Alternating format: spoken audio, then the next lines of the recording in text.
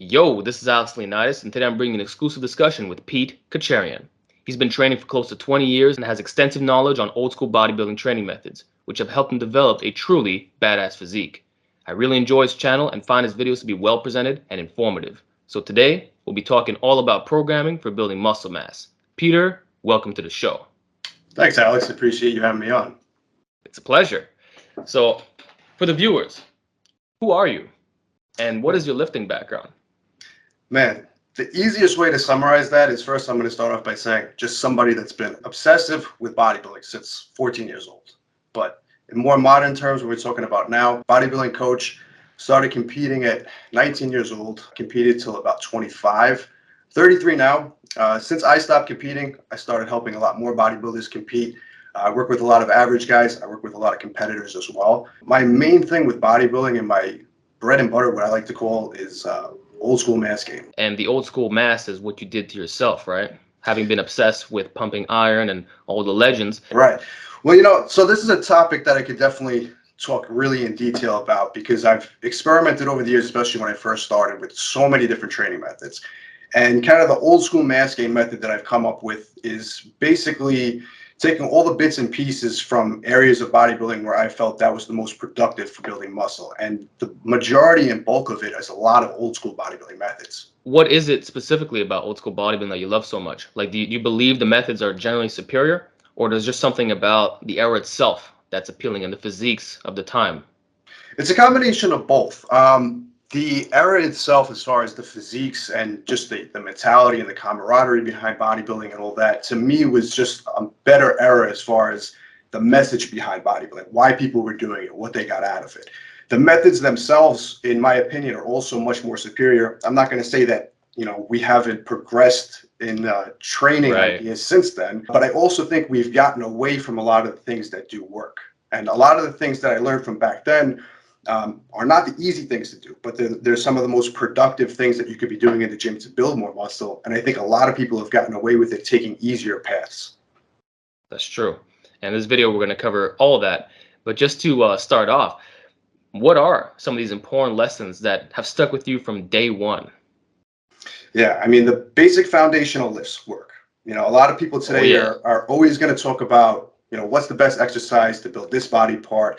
A new technique to get more out of a machine or some type of new exercise technique that they've never done before.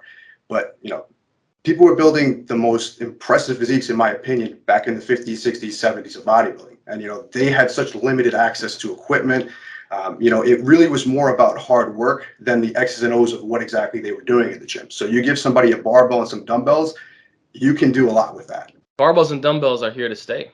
And it's how most of the greats of the bronze and silver era got their physiques. And then the golden, there was some mixtures of cables and little niche machines here and there. But at the end of the day, just working with what you have. Right, absolutely. And that's a big thing too, working working with what you have. You don't have to have the most elaborate setup to build an impressive physique. You just have to work with what you have and put in the effort, put in the time, and put in the consistency. Exactly. And that's what we saw with home gyms. Absolutely. Resurgence in the last 2 years. People started getting power racks, barbells, basic dumbbells, and wouldn't you know that many acquired the best physiques of their life, including mixing in calisthenics, which is also a lost art in this day and age, at least with pro bodybuilders specifically. Yeah, absolutely. And something I've talked about in the past a little bit as well, which I think deserves a little bit more mention when we talk about basic exercises. A lot of times bodybuilders and people looking to build more muscle only focus on doing one exercise to develop one specific muscle group. So they say, why are you doing this exercise? Oh, I want to build my back. But then there's so many movements that you could do that have so much carryover to other muscle groups that are going to make you bigger, thicker, stronger. I talk about barbell rows a lot, things like that, hip hinge movements and other exercises. And I just posted a video recently talking about how you get certain benefits from doing barbell rows in a different way. So if you're doing a barbell row more bent over, if you look back at a lot of the bodybuilders back in the 60s and 70s, if you look at Arnold when he did barbell rows, he's basically totally hinging at the hips, doing them off of a bench, right? And most people will say, oh, I don't recommend doing that. It's not good for the lower back. Doing barbell rows in that position might not necessarily target a specific part of the back that you're trying to develop, but what it does is it's making all those other muscle groups much stronger. Now you're going to be able to handle more weight on things like deadlifts, other exercises. So there's a lot of carryover to doing some of these movements that are a lot more difficult and a lot of people don't want to do. Yeah, those are called self-limiting variations, and you get more out of less weight. And it's funny you mentioned that exercise because Dr. Mike Israetel from Renaissance Periodization, Mhm. who is all about evidence-based training, that's one of his favorite exercises, the deficit bent over row. And I think it does have merit in the sense that, yeah, your muscles have to work that much harder, and the spinal erectors are, more flexed in a sense, but it doesn't beat you up the same way as doing That's true. extremely heavy barbell rows, even though you would think that's the case. Right. And I'm a really big fan of that too. And something I mentioned recently is the cool thing about the science-based community. What I like is, the science-based community is really starting to try and find out, not that they're starting, they've been, but they're really coming to terms with what's the best way to train, what's the most ideal way to train. And if you notice, the more progressive they get with that, Mm-hmm. the more further back you can look and say, wow, guys have been doing this from the beginning. And it's Yep. more of just, reasserting that the stuff that worked back then is still the best way to do it. It's just confirming it. Yep. And as one of my friends pointed out recently, the basics were here 100 years ago, and they'll be here in another 100 years. Right. And the more science comes out, some stuff gets debunked to a certain extent, at least in terms of what's the most optimal, quote unquote. But at the end of the day, the majority of like tried and true stuff freaking works. And one of the things I want to talk about with you was the super stretch principle that you learned about from Arnold, right? It's awesome that in the modern age, the lengthened position has now been determined to be most effective for growth. Yeah. It's not actually the squeeze-based exercises, even though those can contribute to your physique. So, can I know your experience with the weighted stretch? I mean, that was something that like you said, I learned it from Arnold. One of the first things I really got into when I started bodybuilding was I watched Pumping Iron. And, not knowing anything about the science of lifting or anything like that, I just watch and observe. And I saw how Arnold would do all his chest exercises. He would do those flies where you'd see his pecs completely stretching. One other thing I noticed he was doing was whenever he would do an incline barbell press, he'd really bring that bar down super high on his clavicle, and he would get a huge, tremendous stretch of the pecs. And I watched that and I started applying it in the gym. And most of the exercises I would do, a lot of times, like I would get trainers in the gym, they would tell me, listen, don't bring that bar down further than your elbows parallel with your body. And I'm stretching the clavicle and I'm telling them, listen, I feel such a tremendous stretch here. And then I'm getting a great pump. And over the years, I kind of applied my own form to exercises where I said, listen, this is where I feel the deepest stretch in the muscle. This is where I feel like I get the most out of an exercise. And that kind of led me to a term that I like to say a lot, which is when you're focusing on an exercise, you want to pay attention to doing a full stretch and a full contraction. So the actual form and technique that you're going to use for that exercise is going to vary slightly depending on your own body structure. But if you're taking that muscle from a full stretch to a full contraction, to me, that's going to be full range of motion for you and that specific exercise. So I don't like how a lot of times people will say this is textbook form, this is incorrect. I think the form and technique are going to vary a little bit for you. But if you're taking that muscle from a full stretch to a full contraction, that's full range of motion. Absolutely. It's the active range of motion. And the same thing goes for weighted dips.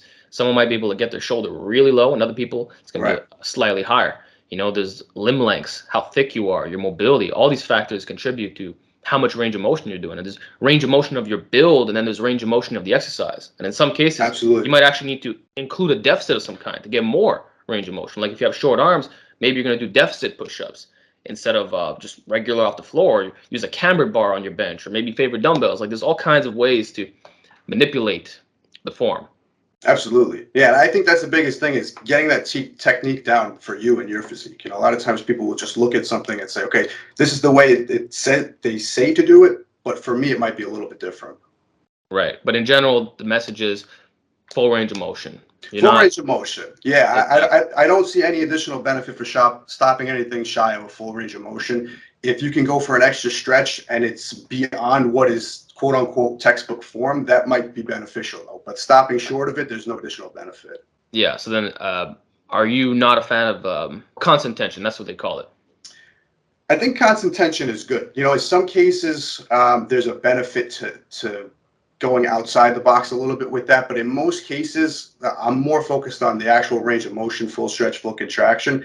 But I don't recommend keeping the range of motion super short because you feel like there's constant tension being applied. Right. I never got anything out of doing a partial rep on a bench press because I'm more concerned about what my triceps are doing, which another great example when we're talking about how things that are textbook or quote unquote the way they're supposed to be might not apply to you is Something like a close grip bench press. I've talked about this a lot of times on my channel. I feel that's a tremendous exercise for the pecs. And anytime I make a video talking about how close grip bench press is great for the pecs, people will literally just write, no, it's a tricep exercise. And I'm like, did you watch the video? Because I explain why I think it's a great chest exercise. It objectively is. And there's new evidence showing that, yeah, it does work the chest a lot. Just look at the arm path, as it relates. And it's not like what's the primary mover? It's the chest first and foremost. The triceps contribute secondarily.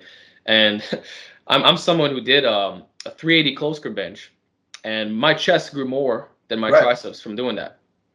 So yeah, and in fact, my normal grip width on a bench press is what most people would consider a close grip, and anytime I go wider than that, I get less out of my pecs when I do that. Absolutely, and I've seen you do that on the incline press as well. Absolutely.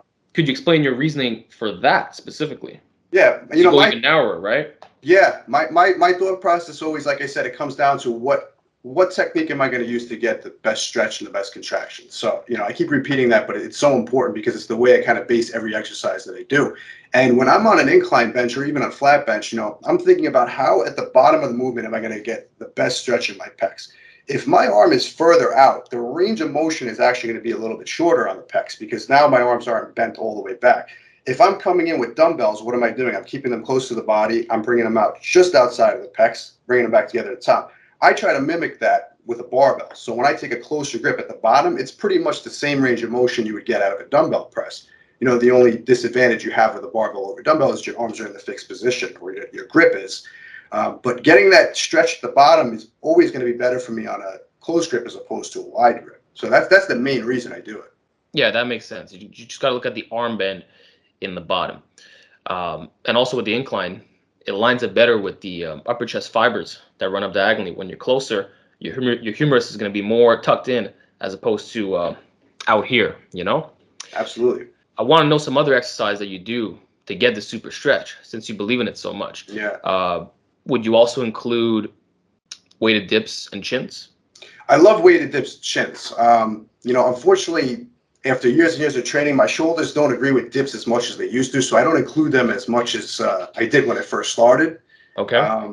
But I did incorporate a ton of weighted dips and chins when I first started training. I think my greatest back development came from taking my weighted pull-ups from something like when I first started, maybe I was doing them with 10 pounds for 3 reps. Actually, when I first started doing pull-ups, I could only do like 1 or 2 body weight pull-ups.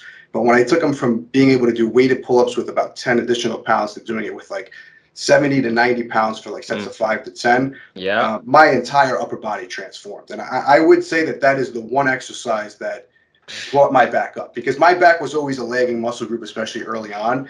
And no matter what I did, nothing transformed the way the pull-ups did. Yeah, so you tried all the optimal exercises, the different machines, the cables, everything. And what got your back to explode was the classic weighted pull-up, weighted chin. Yeah, and for whatever reason, after I built the amount of muscle that I did initially with that, my pull-up strength always was far superior to any other back exercise I did. And it's one of those things where if you look at me do pull-ups now, you would assume I was always good at them. But when I first started training, like I said, I could do 1 or 2 pull-ups. Wow. Yeah, I find that you don't lose that ability. Once you get strong, you just stay that way. No, yeah, especially with those exercises. Yeah, I could probably, I haven't, like I said, I haven't been incorporating them as much lately, but I could still definitely handle some decently heavy weight on them. And those exercises, when you build your foundation of your physique using those exercises, like you said, that strength doesn't just go away. 100%. And so you were doing 90 pounds for sets of 5 to 10. How heavy were you? At that time, I think my body weight was around 180 pounds. Okay, that's solid. Yeah, that's really good. I mean, I'm sure that I've seen plenty of people surpass that, especially more recently. I've seen some guys do some crazy stuff. I mean, but I mean, it really, it's all relative at the end of the day. Like I said, if I'm starting from a 10-pound weighted pull-up and I'm going to a 90-pound weighted pull-up, your back is going to transform. Absolutely. And that's what I recommend to my viewers. Weighted pull-up specialization. It's worked for me. I did it for over 2 years straight. And by taking my pull-up from like 90 pounds to 180 pounds, my back freaking exploded. Better than anything I've ever tried. Yeah. But just for 1 rep on that, I haven't went as far as doing muscle ups. That's never been. Oh, you never did the muscle ups? No, I've actually never even attempted a muscle up in my life. Oh, I bet you could do it. The strength is there 100%. Just the technique, you got to dial it in. False grip, coming in and out. Like, if you watch a few tutorial videos, you'll get it first try, guaranteed. Okay. Yeah, I mean, I'm always a big fan of using different variations within the pull-ups too. I talk about that as well on my Yeah, channel. yeah. So can you talk about that? Like, because you Yeah. do the wide grip pull up, right? Yeah, And I'm a big fan of, probably, if I had to pick one technique within the weighted pull-up to get the most out of it, it's a wide grip pull-up, and I like to pull up just to the clavicle. I've done them to the yeah, sternum with different hand grips. Neutral grip to the sternum is also a great one if you want to focus on the lats, but my bread and butter is definitely the wide grip up to the clavicle. And a lot of people will consider a pull-up and a pull-down the same exercise, and it is. Obviously, it's a vertical pulling movement, but depending on your technique, the problem I see with a lot of people using a weighted pull-up is eventually there'll be a lot of swinging motions, right? And the torso is not vertical anymore. So that shifts the emphasis a little bit from what part of the back is going to take the bulk of the work. So keeping your torso as upright and as strict as possible and pulling straight up to the clavicle is going to get the most out of the movement, in my opinion. right. You're doing the Franco Columbo style. Exactly. Yeah. Yeah, but those you can't go as heavy on. Like, you're gonna have No, to reduce your not at weight all. by at least 50%. And Yeah. do you incorporate like failure mechanical drop sets right after? So let's say you can't hit the clavicle anymore. Do you just rep it out, chin over until you're done? Yeah, and one technique that I do like to use mostly for back, and I talk about this as well. A lot of people have this idea of you have to either take a set to failure, or let's just say we're using RPEs and we say 1 or 2 Right. reps from failure. That could mean very different things depending on the exercise. And pulling movements are one where it's kind of a gray area, because what happens first on a pulling exercise like a pull down or pull up is you don't necessarily fail in the lift, but you could only keep Exactly. training within a certain range of motion. So now you might not be reaching failure, but you can't complete another full rep. So now if you're dropping the weight, you can still take that muscle much closer to failure. Exactly. It's basically lengthened partials, and you're getting more out of that stretch that still has potential for Absolutely. performance. Yeah. Absolutely. And you compare that to something like, let's say you're doing a bench press, not necessarily the best way to go about it. Once you fail on that rep in Yeah, most you're done. cases, you're done. Yeah. Yeah, the only way around that is if you have maybe reverse bands to assist you or a spotter, but most people are going to be training by themselves. So I know I've seen you do chest flies, right? Now, a lot of biomechanics gurus are going to say that the dumbbell chest fly isn't good because there's no tension at the top. Right. But again, going back to that super stretch principle, we're not doing it to get a squeeze necessarily. Exactly. It's to get the maximum stretch, and that's where most of the growth is taking place. So can you talk about your experience with chest flies and what they've done to your physique? Exactly. And that's the exact reason I do focus on, let's say, a dumbbell variation of a fly. If I'm programming that in, it's specifically for that stretch. It's not necessarily for the contraction. If I wanted to train the chest through a fly motion where I'm focusing on the contraction, I would do maybe a pec deck or a cable fly. Exactly. And I think there's benefits to both of them. I don't think you should necessarily only focus on one over the other, but a lot of times people will ask me, hey, Pete, I don't really feel the chest fly with the dumbbells when I'm squeezing it. And I say that's okay, because that's not the main objective of that exercise. It is, in fact, to stretch the pecs. And, going back to what you were saying, how, one of the main things that we're learning now that's beneficial for building muscle is focusing on that stretch. A lot of the exercises we do for the pecs, like I said, you could get more out of a movement by focusing on different grip width and, techniques. But we're not getting that full stretch that you could get out of a dumbbell fly. So I think it's a key exercise to put in your training program. It's not something that we're going to focus on using as a movement where we're going to progressively overload from doing 50 pounds to 150 pounds. But what we're going to do is we're going to progressively keep that in there and try to get more out of the movement, and get more out of the movement by getting a better stretch rather than just overloading in weight. Well put.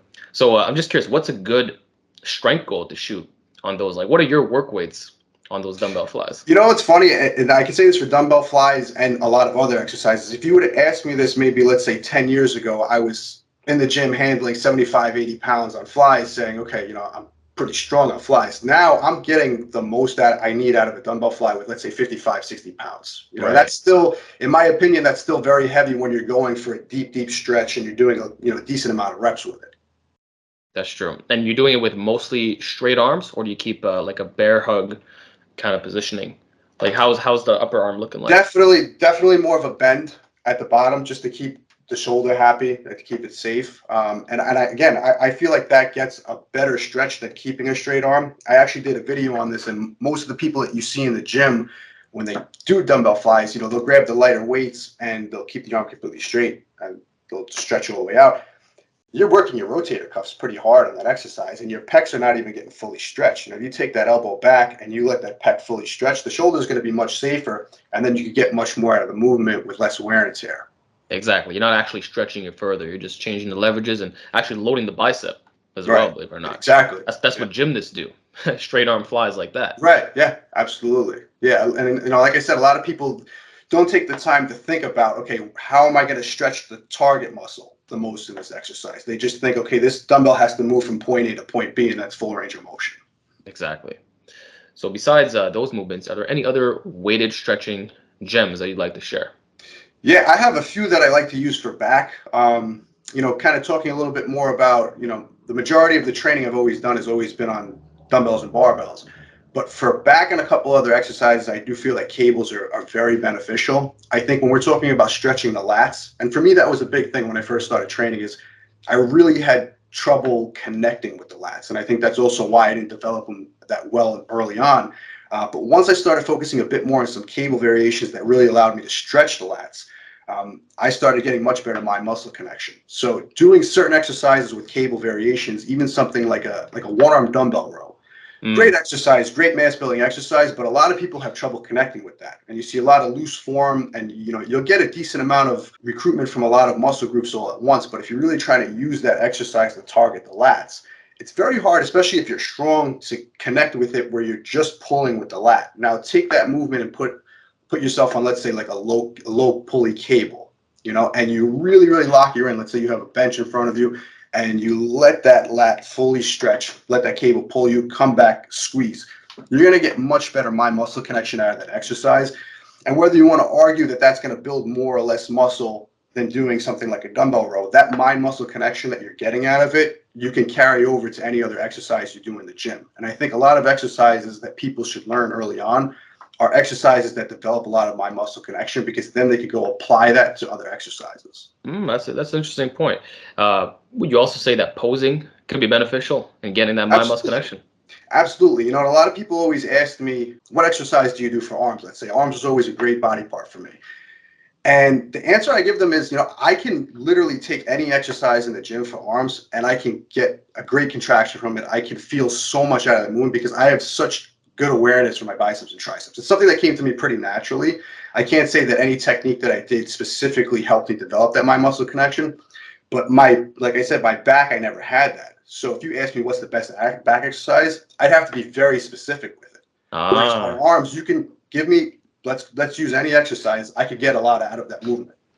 Yeah, I always find it awesome to hear lifters that struggle to grow body part, and then it becomes massive, and now like they can give you hyper specific advice because they really struggle. Yeah. They know the ins and out of that body part. So it seems like back is that muscle for you. For me, yeah. Yeah. So what about like legs? Did you ever have trouble growing those, or because I haven't seen much leg training content as it pertains to you on your channel? Yeah.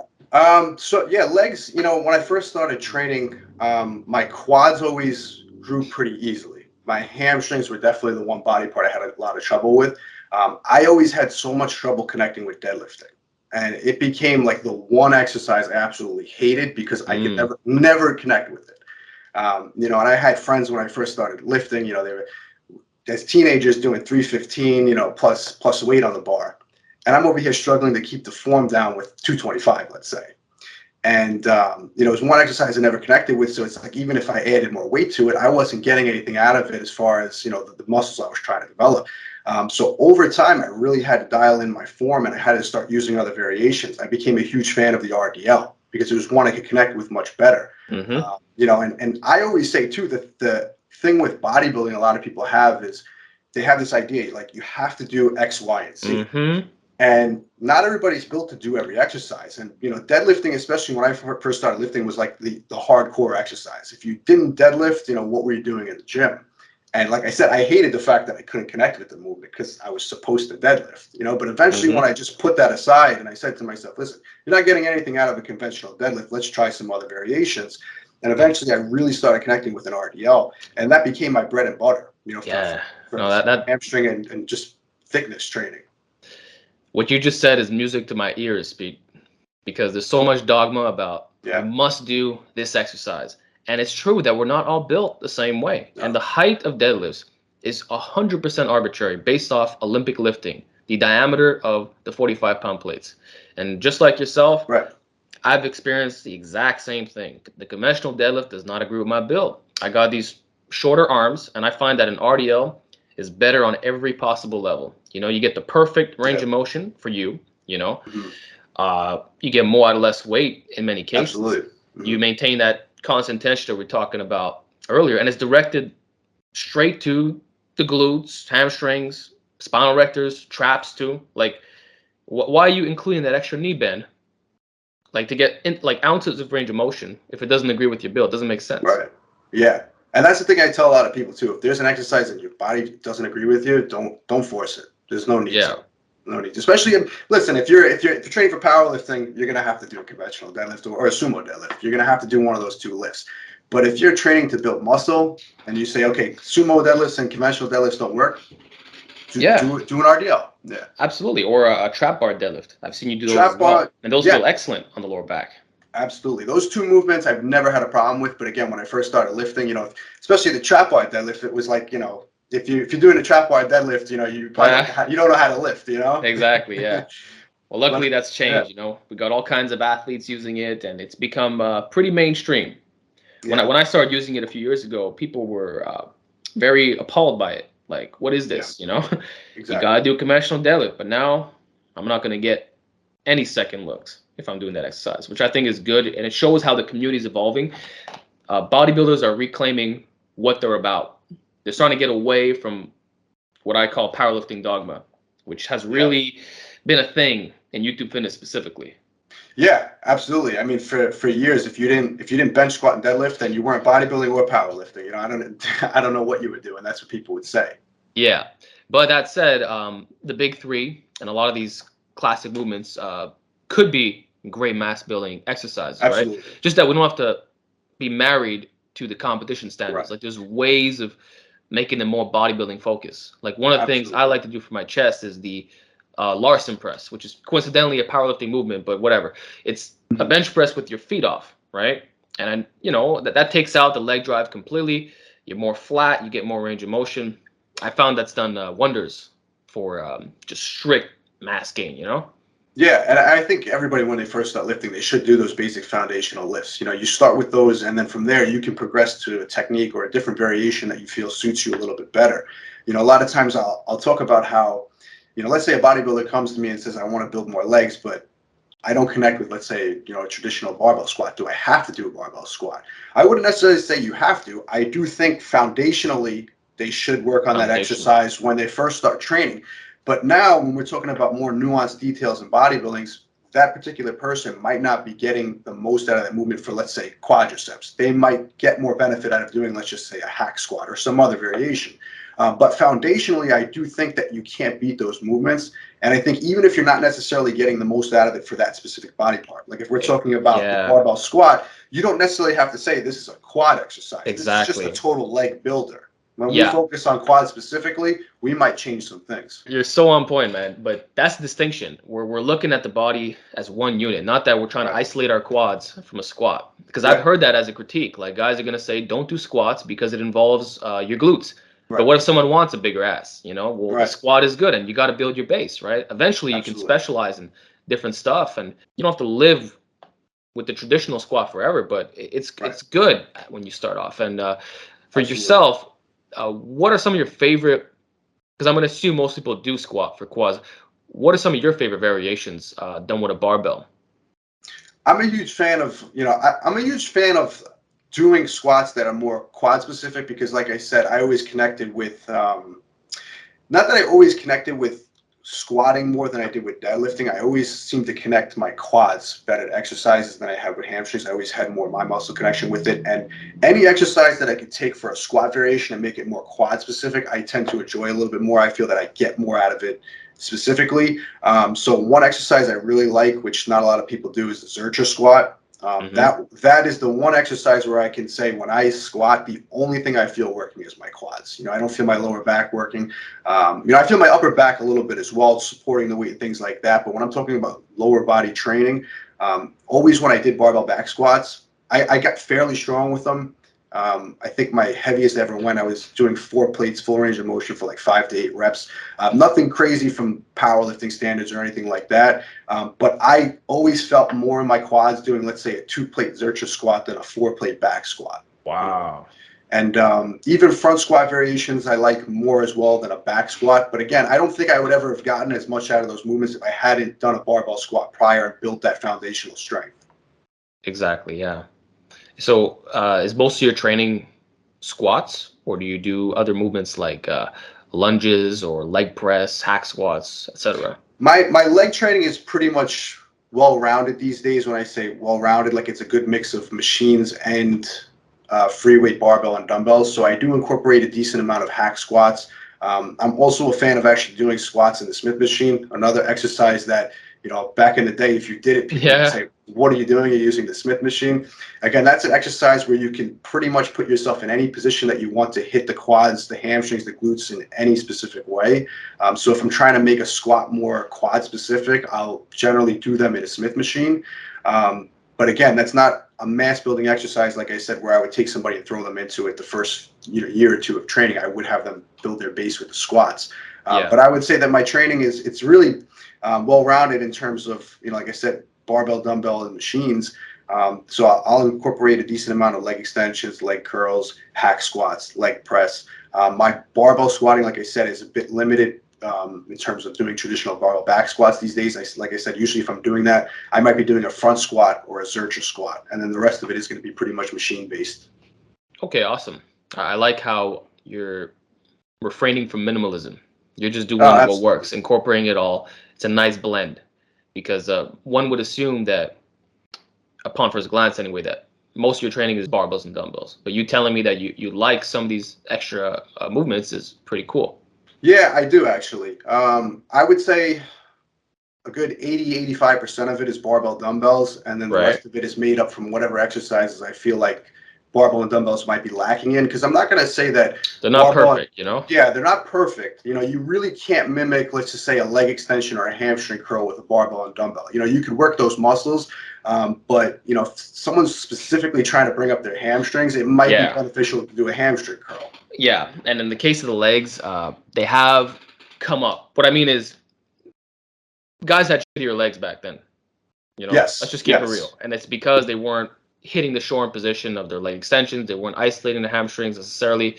I know for myself, if I don't isolate like the knee flexion, my hamstrings are gonna suck. I can't just do deadlifts, So stuff like that, it really refines, adds that extra detail and bulk, Yeah, and I find more so with the lower body, you will require a bit more machines. Like I said, if you want to fully maximize that muscle, I would say probably with like one body part, or a few body parts, let's say chest and arms. If I never had to touch a machine again, I don't think my progress would be any better or worse. I think I could get everything I need out of barbells and dumbbells for those body parts. I don't think I can make that argument for legs. Interesting. So what about other muscles like the shoulders or calves, obviously? But yeah, what about shoulders? I can make an argument, I think, both ways with shoulders. And that's because the shoulders, I think, are a muscle group that I don't want to say you can just throw them in with any other body part. But, if we're talking about specifically building the shoulders, you're getting a ton of benefit to building the shoulders from doing a lot of chest pressing exercises. Yeah. So if you're already covering your shoulders with a ton of, let's say, incline pressing and just any pressing in general, the amount of time and effort you're going to have to put in, let's say, doing an overhead press is going to be much more limited than if you were only training shoulders. Exactly. So now that you do that, I do like cables and machines for, let's say, focusing on lateral raises. I think you can get a lot out of dumbbells, but I do think that you're going to get some other benefits for using cables on those. But other than that, I really think shoulder training, in my opinion, it's a very individual thing. When I say it's individual, how much does your body respond to doing those basic movements for, let's say, chest, and how much shoulder muscle are you gaining from those movements? Because a lot of people can do very limited shoulder work and still have great shoulders. If they're very dominant in the front delts when they press and things like that, they almost don't need to do any type of shoulder pressing. That's true. Like if you're pressing to grow your chest and your front delts always take over, or in general you get so freaking strong, well, you're not gonna have small shoulders. No. They might grow even when you don't want them to. Right, exactly. Yeah, and then I tend to focus more on my shoulder training from more of the side delts and the rear delts. I do a limited amount of shoulder pressing. Like maybe one exercise is programmed in. Some people go crazy with it and they treat the shoulders the same way they're treating the chest exercise, where they're doing 3 or 4 pressing movements. You already did that for chest. Your shoulders are getting a ton of stimulation. Exactly. For me, if it's an upper body workout, I'll do no more than 1 vertical press. Yep. So it'll either be a it. seated barbell press or a seated dumbbell press. Simple Yeah. as that. Or a machine, but usually it'll be the free weights. But I have found that when you get stronger at those vertical presses, it makes a big difference. Like every time, because it's hard to progress on vertical pressing. It's so much. Yeah. So when you do see that jump, it's like, wow, it really shows in your physique. So you're really big on lateral and rear delt work. Yeah. Like I said, if I'm doing plenty of horizontal and incline pressing, my front delts are always getting a decent amount of stimulation. I can't tell you how many times I've done a chest workout and my front delts are at least decently sore afterwards. So to come in the gym the next day and start doing, more overhead pressing when I already stimulated it from a lot of chest work, of course I'm going to do some overhead pressing, but then I'm going to base the rest of my training mostly around the other muscle groups because, the side delts aren't hit to the same degree as, let's say, the front delts with all those other exercises. So that's a case for isolating that muscle group. Gotcha. So then I'm just curious, which muscles do you believe are most important for developing the classic look that we were talking about earlier? Yeah, the interesting thing is a lot of people like to pick a specific muscle group and say that's what makes it classic or that what makes it modern bodybuilding. And I think for classic, when we're talking about that look is really coming down to just symmetry and proportion of all muscle groups, right? There was definitely, like you mentioned, less of an emphasis on the legs, but also what I think adds a classic look to a bodybuilder is having very well proportioned calves to upper legs. So, like I said, they didn't really go crazy. You never really saw a bodybuilder on stage with massive quads where you're like, wow, look at those legs. But very impressive calf development, proportionate to the leg size. And, same thing with the upper body. When we're talking about arms and chest were big body parts that were emphasized back then. Delts, you really didn't see the crazy delts that you see on bodybuilders today. So it almost made them look like they had bigger arms than they did back then. Somebody with 18-inch arms back then, by bodybuilding standards today, that's not a humongous arm. That's a very big arm. But on a bodybuilder back then looked tremendous because, they didn't have overpowering delts on top of it. My friend, natural hypertrophy, that's his training philosophy, to underdevelop your delts and prioritize your arms such that they look even bigger than what they are.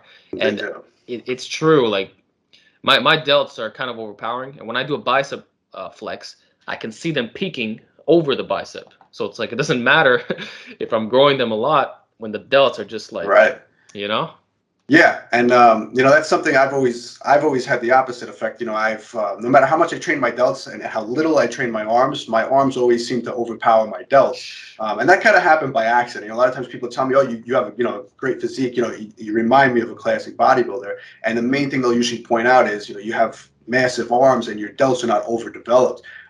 In my case, that's pretty much genetic. I'd like to be able to say I sculpted them that way. It just so happened to respond that way. Kind of just by chance, but that's one of the main things that you do see in a physique back then that you don't really see as much today, especially the way guys train today. A lot of them train biceps and triceps as an afterthought. A lot of I think the emphasis in the bodybuilding community these days, you always see trends, right, in the bodybuilding community of what training is like. More recently, there's kind of 2 schools of thought and 2 trends. A lot of people are moving more towards science-based training where they're talking about optimizing everything. And then you have people that are still kind of focusing on more of just I wouldn't necessarily call it high-intensity training, but it's more just compound lifting, and they're focusing more like push-pull legs is a very big thing. And a lot of people are training that way these days. And they're focusing on just adding, weight to the bar and developing certain lifts and movement patterns and things like that. And a lot of those muscles, as a result, get put kind of on the back burner. So they train, biceps after an hour and a half of training back. They train triceps at the end of doing heavy compound lifts. And, they kind of just like the icing on the cake at the end of the workout. It's really reflected in the physique. Yes, absolutely. Especially those who don't do a lot of different compound movements. It's just the same. You can see there's glaring weaknesses that need to be addressed. And Right. it's like they always blame their genetics, when in Right. reality, it's 100% their training style. Like one thing that's very prevalent today, I call it the torso dominant Oh yeah. epidemic, Hmm. where guys are rather thick on their Hmm. chest and back, but then the outer extremities of their body are puny. And what can that be attributed to? Very simple. Not isolating the arms, just assuming that the presses alone will take care of you, which Right. do matter, but you should incorporate something on the side. Absolutely. And then even the leg training, a lot of guys are neglecting their hamstrings big time, or they don't train their calves. So they have this very odd looking physique. Yeah, it definitely reflects the physique, and I think a lot of it comes down, like you said, they're not focusing on everything that they need to. They're focusing on the things that they want to, and a lot of that comes down to, people. A lot of people get caught up training the way that they prefer to train, and that's a question I get asked a lot too. Would you rather train with heavier weight, low reps, or would you rather train with, let's say, lighter weight, higher reps, or would you rather train with machines or free weights and dumbbells? My answer always is, I'll train the way that I need to get the results that I'm after. And a lot of my training that I do these days, it's not necessarily the way I prefer to train. When I was younger, I would love to go in the gym and just lift as heavy weight as possible. I Right. would love to just hit PRs all the time. But I know, especially at this stage in the game, that's not going to be the most productive way for me to train. And if I have a body part that needs specific attention, and I keep training it the same way I always did, it's never going to develop further than it has. So if let's say I'm having trouble building my arms, and 90% of my training I focus on, let's say, a push-pull leg split, and I'm putting all my effort into all my pulling exercises, and then I just do a couple sets of curls at the end of the workout. I don't care how long you do that for. If it hasn't worked for you in the past, you're not going to suddenly develop bigger biceps. So you Mm, might have to take a separate approach, even if it's not the way you enjoy training. You might have to do that. gotcha. So you're getting me thinking about arms. Well, for one, you can say that they're a genetic strong point on you, but maybe it's also the training itself that's further contributed to that. Now, you've alluded that maybe you're not a fan of the push pull legs. Like I know you have the 5-day old school Yeah. mass gaining program. I don't know what that split actually looks like, but you've talked about pairing chest and back together, right? What Mhm. about arm days? Or in general, can you outline what your favorite split Yeah. is, or what you'd recommend for the majority who just want to have that, juicy physique? Yeah, and it's funny because you mentioned too that it sounds like I don't like push pull legs, and I'm actually doing a push pull leg routine right now, and I talked about Oh, this on my channel. I don't like push pull legs for, like you said, people that are very torso dominant, and a lot of okay. people will stick with that. And I'll tell people all the time, I don't recommend you do that, because if you're trying to bring up your arms, you shouldn't be training them at the end of the workout. Any body part that you're really trying to focus on, they should be training in some type of way where you're either doing them first in the session where you're fresh, or doing them on their own day when they're fresh. In my case right now, I'm not really focusing on adding a ton of mass across my body, but if I am trying to develop my physique more and balance it out, I would like to see more muscle gained in, let's say, my chest, back, and shoulders, opposed to my arms, because they're Okay. already a strong point. So I treat my training like that now, where I'm putting, let's say, arms on the back burner, because at best, if I maintain them and then develop those other muscle groups, my physique is going to balance out even more. But if I was trying to develop my arms, which I haven't done any type of arm specific training in a long time, you can bet that they would definitely be on their own day, or they would be paired with something else. Like I've paired them with shoulders before, because doing a little bit of shoulders in the beginning of the workout, not necessarily going to impact my curling True. and tricep extension as much. But you can bet I've struggled with this for a long time in the past. I've done push-pull legs when I was actually trying to develop arms. The amount of weight and the connection that I could get on a movement of biceps after doing a ton of pulling exercises, significantly decreased, as opposed to coming in and doing them fresh. So, Right. if I had to put a routine together that I would say, if we're talking, let's say, my 5-day mass gain routine, it is based around the fact that you're taking somebody who doesn't necessarily have strong points or weak points, and we're just trying to add as much muscle mass to the body as we can. I'm going to try to pair the exercises and body parts where there's not as much overlap, and you could train all those body parts fresh. So in that case, I really do enjoy chest and back, shoulders and arms, and legs. And then what I do with a lot of people, because you can train, and I made this argument a few times, that you could train roughly anywhere from 3 to 5 days a week, depending on your schedule, your routine, and your lifestyle and your preference. and get similar results. It's all about making that program work for you.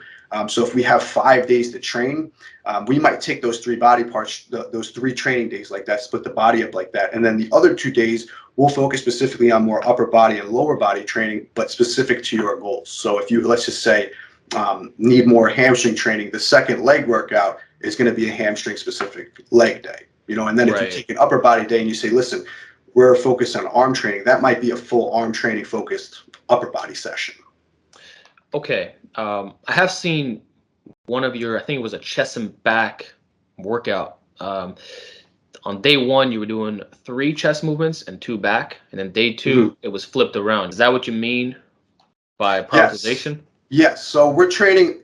I'm a big fan of high frequency training. That's something that is a basic old school principle. Very rarely did you see bodybuilders, back then do like a split routine where they're training chest on Monday and they're not hitting it again until the following week. They train body parts 2 to 3 times per week on average.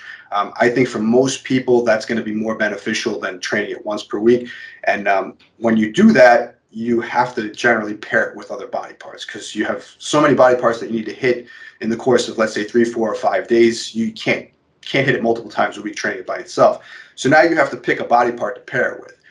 Naturally, chest and back is one that I prefer, and it's one that's been around for a long time. But the argument a lot of people will make is, they're two large upper body muscle groups that are going to be very taxing to train them together. Can you get an effective back workout the same day you're training chest? Some people argue no. But now you have to look at it where you're not just focusing on that one single training session, you're looking at the entire week of training. And we're focusing on training that body part twice.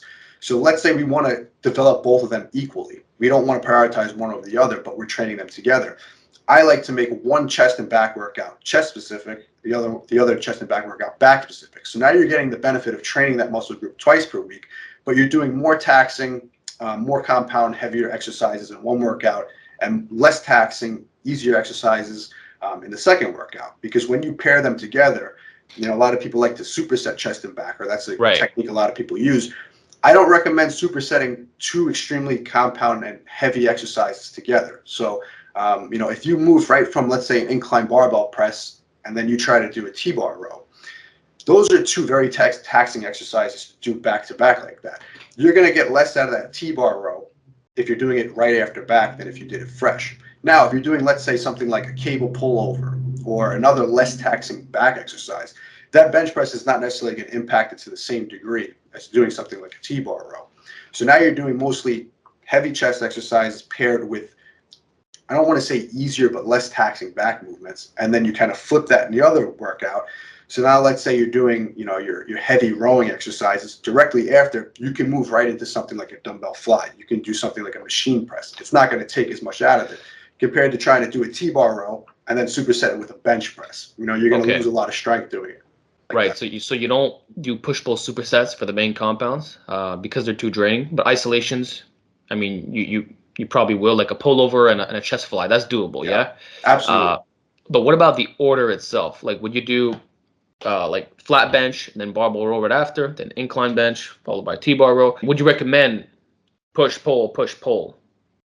I do tend to like to train it that way too. I prefer, like I said, it really is going to depend on how specific we're trying to make that training session. In most cases, like I said, if we're taking somebody and we're focusing on developing all those muscle groups pretty evenly, and we're training chest and back in the same session, and we're not necessarily supersetting these exercises, I don't like to train all of the chest first, then move on to the back. Because again, you're going to have kind of that same issue like I mentioned before when you're training biceps at the end of a pull session. If you're an hour into the session, let's say even if it's shorter, if it's 30 minutes, 45 minutes, but you did a lot of taxing chest exercises, now when you get to back, you're going in there a little bit tired. Your intensity might be off, your attention might be off, all that stuff. But when you move from exercise to exercise, you're pretty much starting and finishing both those muscle groups at the same time. Exactly. Cool. And just to be clear, because you're more fatigued in the biceps and triceps after all these compounds, does that mean you're not isolating them on, say, these chest and back days? Like, is it strictly just the compounds? No, there will be still some isolation, but it's going to be much less than when we do let's say the biceps and triceps specific day. So, so like, let's say we were going to program And, sometimes I'll program, it depends. There could be an upper body and a lower body day. Something I actually like to do as well is do a torso and limbs day. So a torso and limbs day, we're basically doing an upper body session, but we're actually not training the arms in that session. We're actually going to move those to the next workout where we do train the legs. We're going to kind of, in a way, it's almost like finishing the upper body work the next day when we're a little bit more fresh. Then we're moving into legs as opposed to trying to tack it on at the end of an upper body session. Because what a lot of people do in the case of taking an upper and lower split is they're doing like 30 exercises on upper body day and they're doing like 5 on lower. Or I should say sets. It might be a 20 or 30 set upper body workout. Then they go in for legs and they're only doing 10 sets. You could balance it out a little bit more by moving the arms there, because a lot of times people try hitting arms at the end of an upper body session. And again, at that point, the intensity is just so low because of so much work that you did prior. So it makes more sense to do them the next day when you're fresh. Okay, cool. So then it might just be one exercise for biceps and triceps. Yeah. But I rather them do those exercises fresh as opposed to at the end of the workout when they're drained. But there's a case, some of my programs, I do actually treat 2 of those sessions as a full upper and a full lower. Well, we'll incorporate those, and it'll probably, like you said, just be that one exercise at the end of the workout. But somebody that really is trying to bring up their arms, you can make a case, depending on looking at the whole program, to actually training them, let's just say, on their own day when they're fresh, or with legs or something like that.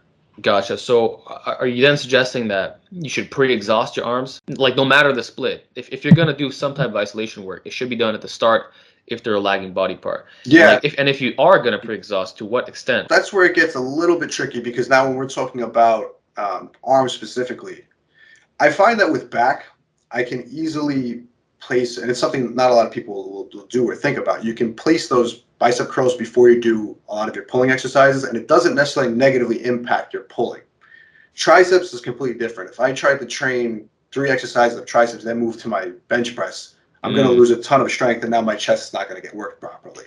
So it's kind of a case-by-case basis with that, and it really depends on the individual and the entire training program. But I will, if biceps are a lagging muscle group, I will actually train them at the beginning of a session, even on something like a pull day.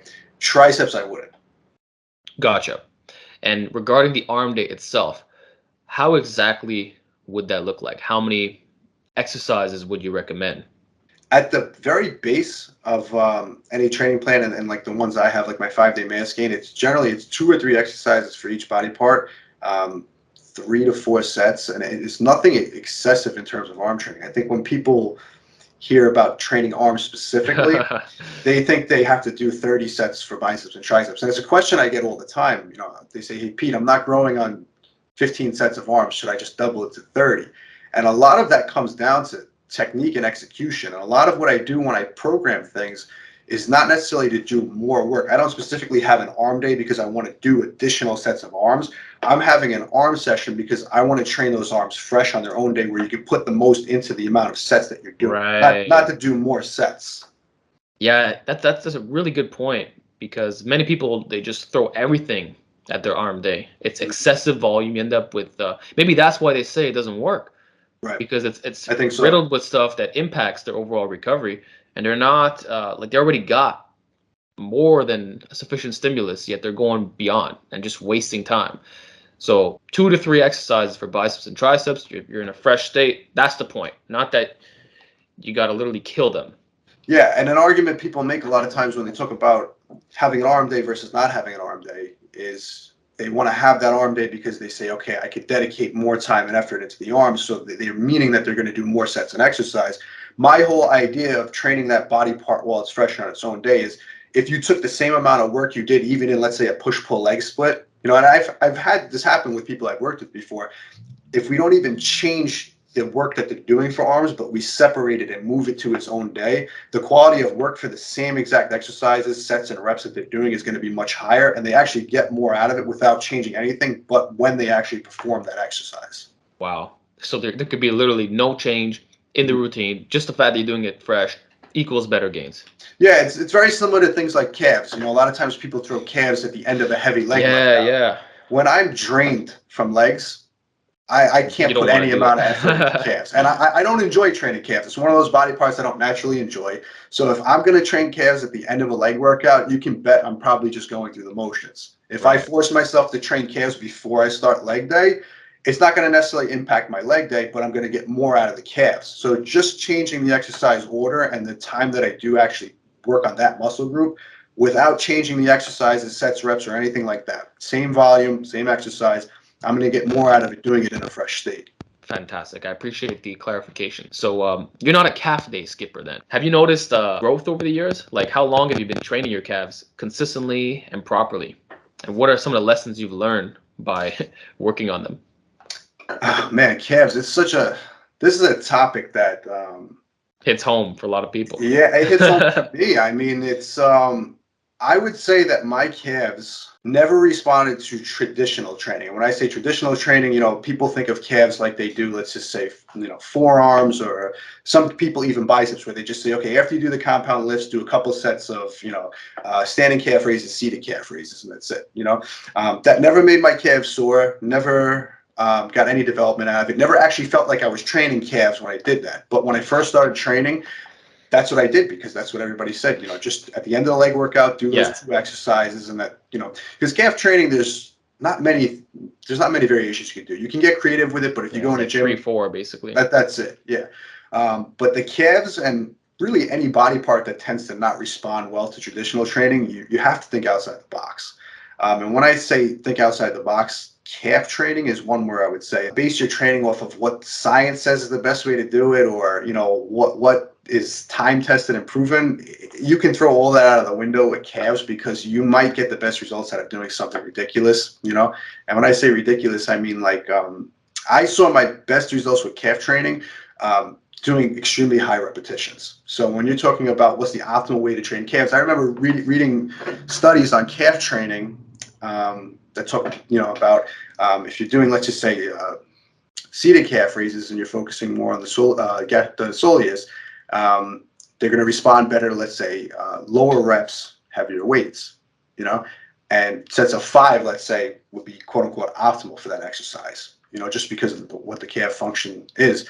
But I got so much more out of doing, let's say, 20 or 30 reps of that exercise, and I think calf training is really all about experimenting. And a lot of people ask me about calf advice, and my best advice is, number one, you gotta have the genetics for it. And number two, you're gonna have to find a way where you get the most out of any type of exercise in the gym and just hammer it away over time. I really don't think the calves are a body part where you have to worry so much about recovery as other muscle groups. I also think that the frequency and the volume is going to be very, very different depending on the person. You have people walking around that don't do calves at all that have way bigger calves than me. Right. You have people that go in the gym that do a couple sets of calf raises and they grow, and you have other people who train calves for years and they don't. So it's one body part where it's going to come down to experimenting. And I don't think I could give anybody like a recommendation where I say this is the ideal way to train calves. I could do that with basically any body part except for calves, because it's so individualized. Yeah. But for the higher reps, I'm assuming you do them quickly. You don't hold it at the bottom to get rid of the stretch reflex. Like what's your tempo looking like? That's something I found that I get more out of actually a very fast tempo. Focusing on the stretch reflex and stretching in the bottom position is definitely very painful.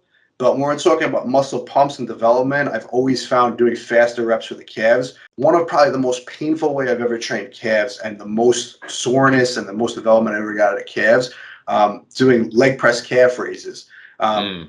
Leg press calf raises done for higher reps is so painful that my range of motion towards the end of the set is probably only like this. And those reps where I'm doing an inch range of motion at best are some of the most painful and has gotten me the deepest soreness in my calves I've ever got before. So again, when we're going back to science and things like that, we're talking about, okay, full range of motion is great. When we talk about calf training, everything I say basically goes out the window, and we're just going to have to put those things through pain. Yeah, I guess we don't really have any good science on calves. It's just like I don't. Yeah, I don't think so. And it's funny because I've always been anti-Broscience, but when you talk about certain things like calf training and I say it, I'm listening to myself and I'm like, it just sounds like Broscience. But certain body parts, I really think you have to it's all about experimenting with how you feel. Yeah. So I believe that combining Broscience and science is the way to go. What are your thoughts on that? 100%. You know, for a long time, when I first started training, I think it's, you know, my personality is always with everything I do. If I'm super into it, if I'm really focused on getting the most out of it, I feel like I got to fill myself with as much knowledge as possible to do things the right way, because I don't want to waste time. That's my biggest thing. My biggest fear in life is always That's right. time.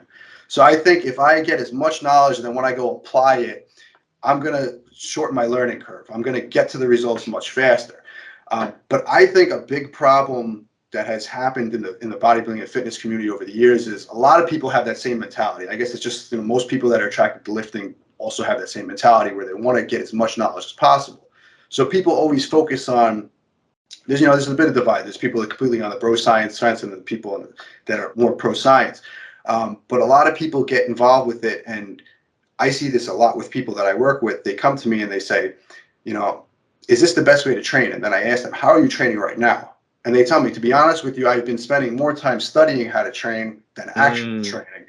So I always tell people, forget about training the best way. Let's get you training consistently right now, even if it's, let's say it's not 100% perfect, but it's 85%. 85% over a long period of time is going to produce way better results than you never getting in the gym because you've been focusing on doing everything 100%. So I think over the years, I've applied as much science-based training as I can, but also taken what I found from anecdote. And I think that has been the best combination for me and kind of everything I've done over the years, because you can only learn so much from science, but then you learn more taking that science and applying it and seeing what comes from it.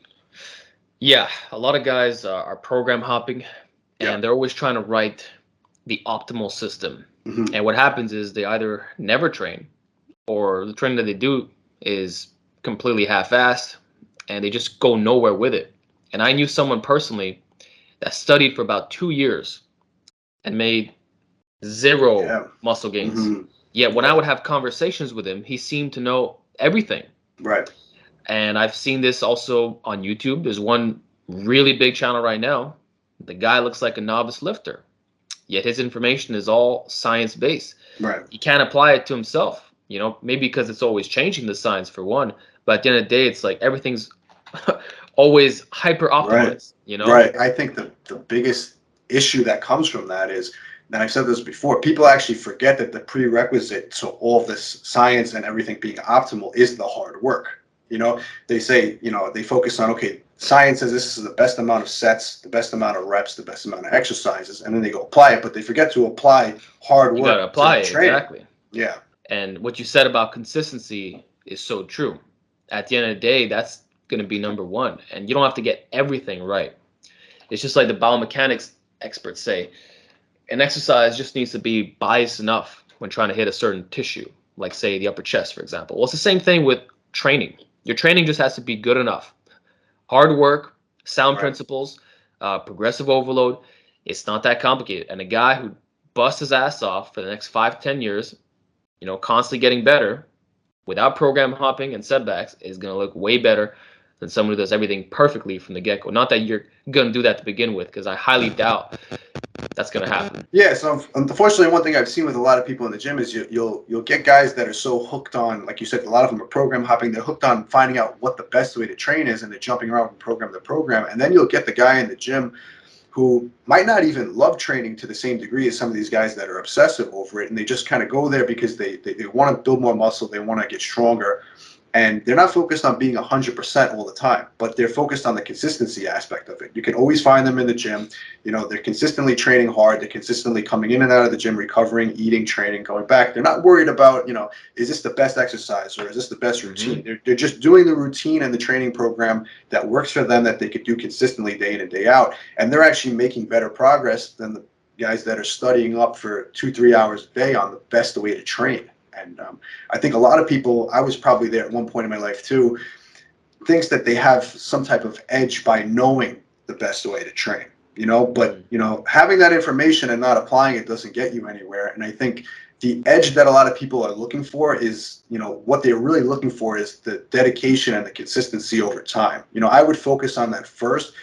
And then when you're doing everything right, if you're worrying about how to optimize things, if you're already doing all those things, the consistency, now those things make a difference. But if you're not applying that other stuff, those details don't really make a difference. Yeah. You got to pay your dues. And then once you have some solid experience, then you can experiment a little bit with some of these optimal methods, you know? And what you'll find is you'll actually respond that much better because you have the consistency with something that was so much worse. So now it's like you're really going to grow like a freaking madman because you got the work ethic that turned you into this monster combined with something that's more modern and probably sound, you know? Like I've mixed in some of that stuff, and you know what? I earned that right. Right. I focused on the basics for years. So now when I go do these machine presses that's supposed to be better, for example, like I'm seeing the results, you know, and I know how to get stronger at it. So I think at the end of the day, we just need to dedicate ourselves to the process and not worry so much about the when factor. Just do the work. Yeah, absolutely. I mean, that'll take you so much further than people think. You know, a lot of people don't realize that. That's right. So there will come times where progress does slow down and we go through plateaus. So what I wanted to ask you is, how do you overcome these issues, and what is your favorite progressive overload method for bodybuilding? Yeah, that one hits home because I can't tell you how many times I've hit plateaus and felt like what I was doing wasn't actually productive. And when I say wasn't productive, I always have the mentality, and this is something that I even try to focus on. I struggle with today is having a perfect workout session every single time I go to the gym. You know, I love training. You know, training brings me such enjoyment when I walk in the gym and I hit a PR or I do something that I've been working towards and I finally accomplish it. And the mentality that I've always had every single time I've walked into the gym is I want to try to do something to beat the previous workout or something that I've never done before. And as you get more advanced, you start to understand you have to pick and choose those battles. You can't expect to walk in the gym every single time and hit a PR. You know, no one's benching 1,000 pounds. You know, if they were adding 5 pounds to the bar every single week for years and years, we'd have some extremely strong, and we have strong people, but you get my point. Yeah. You know, you'd be reaching those goals very, very fast. And as you get more advanced, you have to understand that you have to start looking at the bigger picture, because you have to start looking at training on, you know, in the beginning, you could look at training on a daily basis. Every single time you go in the gym, can I hit a PR? As you get more intermediate, say, okay, every month, am I progressing? As you get more advanced, you know, as an advanced lifter, you might be happy if you add another 5 or 10 pounds on your bench in a year. You know what I mean? If you do everything correctly. And I think the biggest thing for me over time is, you know, when I'm kind of going through those periods where I feel like nothing's happening, to focus more on just doing the work, getting in, getting out, and then letting the results come to you rather than trying to force them. You know, I think you could apply that to any area in life too. You know, the mentality a lot of people have, especially in the gym, is they want results right now. So they're going to do everything they can every single time they go in the gym. And I think this also spreads into the where you start overthinking everything and looking for that optimal plan. If you say, okay, I'm just going to allow it to happen, I'm going to do the work, don't force it. If I don't have it in me today, I'm going to come back in and I'm going to keep repeating it over time, and then give it time and let that be the determining factor of the results you get, not what you did right now. I think that's excellent advice and so true that you don't necessarily have to force progressive overload. No. You don't need to run super aggressive programming, especially if this is the natural course of how things occur. You know, you're going to make less gains as you train longer and longer, and you're not going to add those same amounts of reps and numbers at the rate you thought. So if you just let it happen, like it might be 3 months before you get a legit PR, but you didn't program hop, you didn't try something else, you just did the same thing. Yeah, and I think the mentality that a lot of people get stuck with is whatever worked for them early on, they think they found it, what works for them for life. You know? And it's very easy to get caught up in that, because in the beginning you could do basically anything and get make progress. You know, it's very easy. You could have the worst program, but if you follow it consistently, you're going to see results. And then people get that in their head that because this worked for me, this is the best way to train, or this is the best way to train for me. And what happens is that worked for them as a beginner, when they become an intermediate, all of a sudden they're doing that same thing and they're like, why isn't this working? Exactly. You know? And you have to be self-aware of what stage you're at. So if you're truly an intermediate or an advanced, you have to understand, okay, all the muscle and strength I built in the beginning, I was able to do it at that stage because I was a beginner. Now the approach is going to have to be much different, you know, and a lot of people can get away with training excessively as a beginner and still get results, because again, anything that they're doing is going to produce results. Now you take somebody that's super strong, super advanced, they're going to be talking much more about recovery, making sure that they're programming things correctly and more efficiently, because they have to at that point. And a lot of people are resistant to getting to that point. I think they want to keep it the way it always was, but knowing, okay, now I'm at a different stage, I have to change the approach. The results are essentially delayed, and you constantly have to evolve and learn more and more. That's why I research every single day, because not that I'm trying to overcomplicate things, but the methods I used 5 years ago don't work today anymore. No, and it's crazy, but you would think, wow, I found the key, but it's not. Even something that was amazing for you, like it was your staple, like you got to go beyond. Yeah, and the funny thing is, I've experienced this myself, where early on, when I've gone through that experimentation period, when I was trying to find the best way to train in the beginning, I first started out doing things like typical bro splits, things that I just saw pro bodybuilders doing. And I'm like, okay, that doesn't work, because it didn't produce much results for me. Then when I started switching to more of the higher frequency training, taking ideas from old school bodybuilders and applying them, I got great results.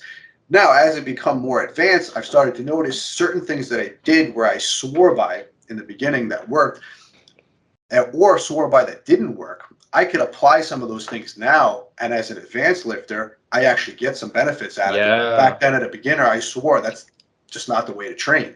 And it's funny, because you're even telling yourself, oh, I was wrong, but I'm going to go apply it now. Yeah. No, I can relate to that one. A lot of us have to eat humble pie. I think people just need to realize that it takes time to build a physique. And like realistically, like how much muscle are you gaining at the end of a year? Like 2 pounds? Like what do you think it is? Because the charts say about 0.5 pounds of muscle all the way up to 2 pounds when you're advanced. Would you agree with that? I believe, honestly, it could even be less than that, even if you do everything. Oh, optimally. Yeah. I mean, it depends on how much more, how much muscle have you already added to your frame. Obviously, the more muscle you add to your frame, every year, the rate at which you add muscle is going to be slower and slower and slower. And a lot of people ask me, about reaching your natural limit. And I think, over the years, I've kind of refined my answer to that. And my answer is, I don't necessarily think there's a natural limit. I just think that as you get more advanced, you're going to reach a point where the amount of progress that you make in a single year is going to be almost undetectable. And when I say undetectable, it might take you 3 years to be able to actually measure a few pounds of additional muscle tissue. Yeah, that's how I've phrased it over the years. I used to say that there was a natural limit, and that one who could reach it is a freaking god, right? Because it's so rare. But then I started thinking about it more. It's not that there's a limit per se. It's that your progress is so slow that you might perceive it to be a limit. But in reality, if you stay committed, you will see those physique changes as the years pass by. Like, you might not see it in 6 months, but after 3 years, it's certainly going to be something. And I can tell you for a fact, if I look at my 2019 videos versus now, there's a noticeable difference. And I'm seeing the comments like 3 years later saying, wow, you look so much bigger. But last year they weren't saying that, or the year before. So it takes time to refine your physique. And that's why a lot of naturals, they'll peak a little bit later in life, in their 30s, not actual 20s, even though you would think, you're hormonally more complete or whatever, but it doesn't work that way. And there's muscle maturity too. Yeah, absolutely. I think muscle maturity is a big thing that a lot of people overlook, and I've noticed it myself over the years too. I've been training for almost 20 years, and when I first started bodybuilding, I had a lot of muscle groups where they developed and they were big, but they didn't have that full kind of dense look to them. You can almost see body parts that, I don't know the best way to describe it, but it looks like they've been there for a while. And they've put in the hours, and and the repetitions over and over again, and that adds to a physique way more than even building more muscle tissue in some cases. I agree. Just having that muscle tissue, a lot of people think I'm much heavier than I am. I'm about 190 pounds to 193 on a high day, and people say, like, I thought you were 210. And I'm like, to me, that's absurd. But then that's, I start looking at certain things with my physique. And if I look at it years ago, maybe 5 pounds lighter, 3 pounds lighter, it looks like I built 10 pounds of muscle, but the maturity is really what makes my physique look so much different. Yeah. And it's so hard to quantify what exactly it is, but we can all see it with our own 2 eyes, but I can't put it into words. And also maybe as you get older, like, do you get more vascular? Does the skin hit different? Like, Because, or maybe it's just because you gain more muscle and the fat distributes to a larger surface area. Like I noticed that my biceps are getting veinier as I get older. I don't know why. Yeah, I definitely think there's something. I don't know what the reason is. I don't know specifically what it is, how to pinpoint it, but I do think vascularity is part of muscle maturity as well. Um, There's just something about having muscle that's been developed for a long period of time just makes the entire body look different. I really don't know what it is, but definitely vascularity. In certain parts of my body, I've noticed more vascularity that I didn't have when I was younger. I mean, my biceps I've always had like, if you look back at me when I was 14 years old, I had the same bicep vein in the same exact spot. Right. But over time, it just looks more pronounced somehow that it didn't look back then. Yeah. Very strange, but it is cool Yeah. talking about this. So, on the topic of slowly gaining muscle, you've been training almost 20 years. Yeah. You're going through a bulk right now. Mhm. Why is that the case? Do you believe that bulking is the way? Because a lot of people are going to say just main gain, you know? What are your thoughts on Yeah. that as an advanced lifter? This is something that I wish uh, I wish I had a different viewpoint on this, maybe let's say 10 years ago, because initially when I first started bodybuilding, I started first time I ever went to the gym, I was 140 pounds. I dieted down to 130 because I was getting in shape more for like a summer look. I wasn't into bodybuilding yet. And then when I hit that 130 pounds, that's when everything changed for me and I started focusing on bodybuilding. So I went from 130 pounds to, I was about 14 years old, when freshman in high school, and I went to 165 pounds by the time I graduated. So Hmm. that amount of muscle that I gained initially completely transformed my physique. 165 pounds, That's um, huge. yeah, I mean, in those few years, completely transformed my physique. And all I was focusing on that time was building muscle. I wasn't really overly concerned with being lean. I wasn't really overly concerned with, we didn't have social media like we do now back then. I wasn't really focused on taking ab photos and posting them online. If I could wear a t-shirt and I could fill out the sleeves, I knew I was accomplishing my goals. And that was the most productive years of training for me. It's where I built the majority of my mass. So then going from 165 from 16, 17 years old, I was my heaviest around 185 at like my mid 20s, let's say. So that extra muscle that I gained during that time was when I started to focus more on bodybuilding. I started competing at like 19, so I went through more bulking and cut phases. And the amount of muscle that I would put on between these bulking and cut phases was so slow because I didn't spend an extended period of time eating more food, putting more weight on my body. And I literally was never able, for years and years of trying to go through these bulk and cut cycles, I was always trying to get heavier. I never broke 190 pounds until I started going back to the old ways of just saying, okay, we're not necessarily going to try to be as lean as possible, but we're going to push our body weight up. And I've gotten to periods of time, the heaviest I ever got was I hit like 200 pounds right on the nose. And I was eating almost 5,000 calories a day when I did that. Hmm. And it wasn't a pretty 200 pounds. Like I said, it's about 10 pounds heavier than where I am right now. But the amount of food that I had to eat to get there also required me to put on some unwanted body fat, which kind of comes with the territory.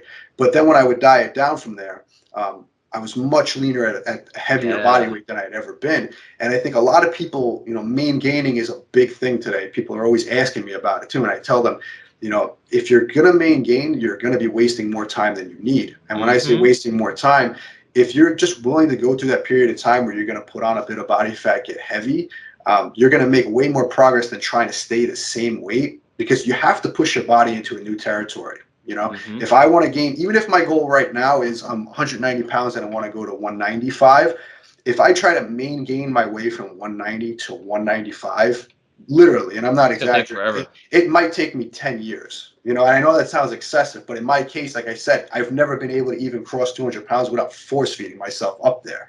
So for me to get to 195, the fastest way to actually do it is to bulk up to 200, clean it up, and come back down. So I think a lot of people don't want to do that today because, like I said, social media is a big thing. A lot of people focus on aesthetics. That's kind of like their goal. When, like I said, back then, my goal was just building muscle. So Yeah. if it wasn't pretty, my goal was, I always used to say, as long as I looked like I had muscle with a t-shirt on, I knew I was accomplishing the goal. I wasn't worried about looking good, for a picture. So I think that's an old mentality. Bulking and cutting was something that, when I first started, that was like, you That's would what everybody bulk. did. Yeah, you would bulk, and then when you would get too fat, it's time to cut. But now you got guys cutting for 3/4 of the year, and then they go in a mass gaining phase for a couple of months, and then their body just doesn't change. Wow, you touch upon so many points there. Mm. Like even the follow-up questions I had, like you just laid it all out. So I can tell that you're passionate about that and you've seen both sides, and you went from that 185 to 190 lean. That's the same. That's 5 pounds of muscle put Yeah. on, which is But that's a it lot. takes, yeah, it takes about, if you're going to put on 5 pounds of muscle tissue, provided you're not in the beginner stage, it's going to take about 15, 20 pounds of weight gain That's the to put thing. that muscle tissue on. People think you're just going to put pure 5 pounds of muscle mass on. It doesn't work like that. You have to Yeah. bring that body weight up.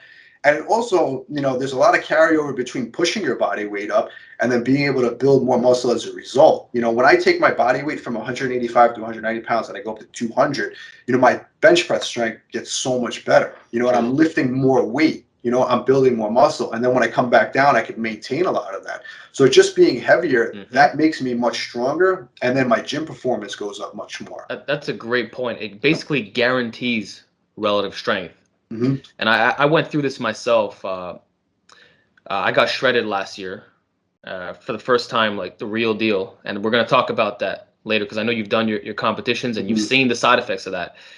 And even though I was like completely sucked up and I felt like garbage, probably had low T at the time as well, I was still stronger than I was in Yeah. 2018 when I was in a relatively healthy, lean body weight. So my relative strength was on another level. But that's because I had bench press an elite number a few months earlier when I was bulked up.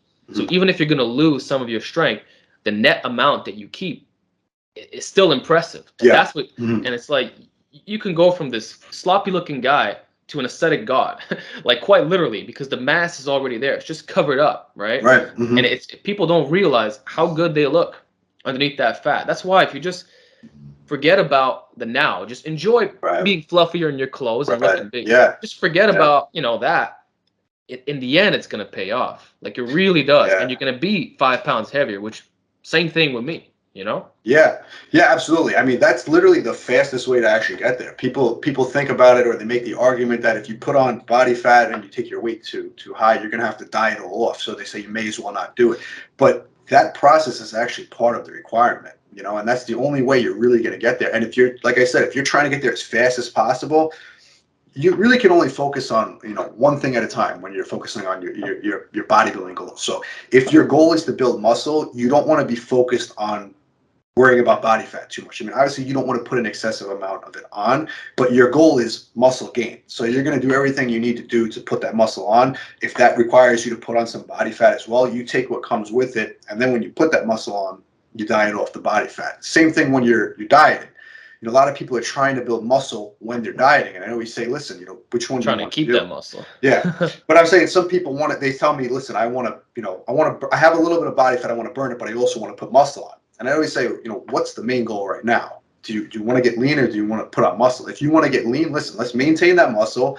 Let's get that body fat off. Once we get that body fat off, let's focus on building that mass. And it's the same thing. It goes both ways. And I think a lot of people want to do both things at the same time. And, if you just start training, you'll experience that. You'll get a little bit of a recomping effect, or if you're just coming back from training. But especially if you become more advanced, trying to do two things at once, you're going in two different directions. 100% agree. So then on the topic of dieting, getting super lean. Actually, before we do that, just to clarify though, when we're bulking, you mentioned gaining 15 to 20 pounds, but that could be over the course of, say, the entire year. Not that we're rushing to put on as much fat as possible. We're not dirty bulking here. We're just eating in a calorie surplus. So do you have any recommendations for that, like a 5 to 10% surplus, or just portion control? Like, how do you go about it? Yeah. So the way I go about it is, definitely the slower the better.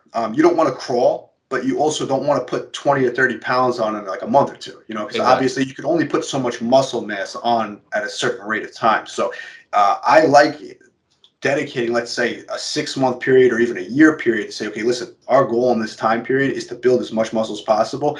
Every week progressively, we're going to try to add some weight. Right now, like I said, I'm in a mass gain phase, and I think it's just about the 4-week mark. I've put on about 3 pounds, and that's me already eating enough food where I'm already a bit uncomfortable with it. I'm already past the stage of Right. enjoying those extra calories. Now it's work. So for me to keep adding more weight, I'm going to have to continuously add more food to my diet. And I think as long as you're doing that consistently, the exact amounts that you do, a lot of people get caught up. They want to know how many calories specifically do I start with.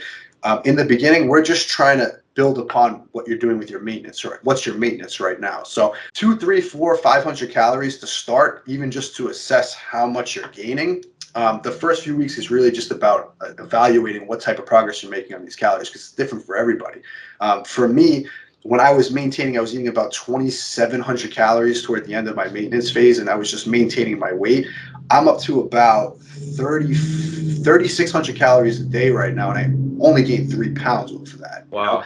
So a lot of people are worried. They say, I don't want to put on fat, so they only add in 100, 200 calories. In some cases, for me, I didn't gain any weight. I stayed the same weight. I think I bumped them from 27 to about 3,200, and nothing happened yet. It took, going into like 35, 3,600 even to start putting on the weight. So everybody's metabolism is going to respond a little bit differently. And if you've never gone through bulking and cutting phases before, it could be a little bit tricky to know where to start. But progressively adding those calories and then monitoring your weight each week is going to tell you, if you're on the right track. And some people have to go super, super crazy with it. Like I said, when I was pushing to 200 pounds, I had to get my calories up to about 5,000 calories per day. There's plenty of guys that are, 200 plus pounds, and they're eating 2,000 calories a day, and they're struggling to lose weight. So everybody's metabolism is much different. So I don't usually like formulas for calories. It's because it's so individual. But the Gotcha. best answer I could give you is you want to be eating as much food as required to gain weight, but not so much that you're gaining an excessive amount of fat. Okay. Yeah, I think that's solid advice. And I'm assuming the same thing would be true for cutting, just in reverse, Absolutely. It's the exact same approach in reverse. And I like a good weight loss rate. It's a little bit more cut and dry with cutting, because you're going for a specific weight loss rate, and it's generally a little bit more consistent. When you're gaining weight, you might be able to add 2, 3 pounds, and then you get on the scale a couple weeks Yeah, you later. plateau. Yeah. Plateau goes back down. Like weight loss, if we're in a deficit and we're being consistent with the deficit. Yeah, you're in a deficit. That's it. Yeah, so if you can keep that at a weight loss rate of anywhere between, I'd say, half a pound and 2 pounds per week, the sweet spot being about a pound. It depends. If you're dieting for a contest and you have to get very aggressive because of the time period, I would say let's go a little more aggressive, and we're going for 2 pounds minimum every single week. But as long as you're keeping that consistent, you're going to get there. And I think a lot of people struggle with the fact that they either start out too aggressive or they start out too slow. And what happens is, if you start out too aggressive, generally you'll stall pretty quick. If you start out too slow, you'll never actually get there, and you'll kind of get this yo-yo thing going on where you'll diet, refeed, because you're frustrated because you're not making progress. So I think the exact rate is not as important as the consistency. Okay. Now, when someone's trying to get shredded, like how aggressive, like what's the maximum amount that you recommend for losing weight so that you still maintain your shape and don't lose as much muscle? Like, would you literally just cap it 2 pounds a week tops? Like, even if you're pressed, like what if you're pressed on time for real? Yeah, if you're pressed on time, I mean, I would always try to cap it at 2 in an ideal situation, but there's not always an ideal situation. Sometimes you have to get more aggressive. And I would say that at the beginning, the more body fat you have to lose, the more aggressive and the more outside of that 2 pound cap limit you can go. When you first start dieting, it's not uncommon to drop 5 pounds in the first week, Exactly, maybe yeah. 3 pounds in the next week. That's totally fine. But as you get leaner, if we're talking about somebody that's getting stage lean for a contest or a photo shoot, and they're maybe, let's say they're 5 pounds off their mark, we don't want to be losing 3 to 5 pounds in a week. At that point, even if we're losing half a pound a week, you're going to see significant changes in the mirror. And that half pound difference is going to be like the same as if you lost the first 5 pounds in the first week. Yeah. That's crazy. Yeah. So for someone like you who, say, reaches a peak status of 200 pounds when bulked, let's say you want to compete shortly after, how low in weight would you have to reach, and how long would that take you? The last time I was in contest shape, I was about 165 pounds. So my heaviest I was prior to that diet, I was about 187, let's say. So for me, that's a little over a 20-pound difference, let's say. Ideally, you know, I'd say when I was 200, when I did that competition, it was 2011. So we're talking Wow. years back already. My heaviest, like I said, I got up to 187. So now when you factor in when I was 200 pounds, that was probably about 2017, let's say. So we're talking about, let's say, 6 years later. So my heaviest weight 6 years later was about, let's say, 10, 12 pounds heavier. I probably was also a bit more, my body fat was a bit higher at that time. Let's just say I had like 10 more pounds of muscle mass on me, right? At that time, 5 to 10 pounds more of muscle. If I were to cut down from my heaviest weight at 200 down to contest, I'd probably be 173, 175. Like if I was going to step on stage right now, based on what my body's looking at right now, like 193, I'd probably have to lose about 20 pounds, like totally depleted. I'm stepping on stage this weight right now. Yeah. So if we're talking about losing 20 pounds, you know, I would probably, just based on knowing my body, I would probably take about 16 weeks or so to accomplish that. So we're talking about a weight loss rate of a little bit more than a pound per week. But if I had the time, I would extend it to about 20 plus weeks and maybe lose about a pound a week max. Yeah, I'm a big fan of the slow, steady approach when we're doing something like dieting for a contest. But if we're talking about something like just cleaning up after bulking, I like to kind of get in and out. That's kind of my philosophy. So if we're going through a dieting phase for somebody that's bulking and we say, listen, you know, our goal is as much muscle mass as possible. We've put on too much body fat. Let's clean it up. Let's clean it up as fast as possible so that we can get that body fat off. Then we can return to bulking and we can return to gaining and we can keep making more progress. Because if we spend too much time in a deficit, you know, there's no reason to spend 20 weeks cutting if your main goal is to add muscle. Now, if your main goal is to step on stage, you're going to have to spend that time dieting. But yeah, if you're doing like a mini cut or you're just trying to clean up after a bulk phase, I'd rather actually get more aggressive, lose 2 to 3 pounds a week even, only have to diet, let's say, 4 to 6 weeks. You could drastically change someone's physique in 4 to 6 weeks. Oh, absolutely. With an aggressive diet, and then you're ready to go right back into gaining. Okay, so it really depends on the goal. If you're trying to step on stage, you really want to preserve as much muscle as possible, and therefore it's just, you're going to take your time. Whereas if you want to get back into building muscle and you just got too fat, well, then lose the fat quickly. You might get more of a drop off in performance, but then muscle memory is going to kick in and you're right back into bulking. So it's all good. But the plan is never to get super lean. That's why you're doing it like that. Right. Yeah, and I think people spend too much time trying to clean up a bad bulk, let's say, you know, when you could do it more aggressively and you could get right back into gaining. I think a lot of people focus on, I think the focus is, they shift their focus too much. They say, okay, I'm bulking right now, I'm cutting. But if my goal, like, you know, I'm not planning on competing, right? So if my goal is, I just want to get as big as possible, my main goal is going to be to gain as much muscle as possible. So if I have to periodically do a mini cut, mentally, I'm still focused on gaining. But this is just a little detour in the process of gaining. And this is so I can go back to my main goal. I understand. So it's you're not cutting because you want to be lean. You're cutting because I got to get back into bulking. That's literally the shift. That's really, I like the way you phrase that. Nice. Yeah. So on the topic of getting shredded, how many times have you been single-digit body fat?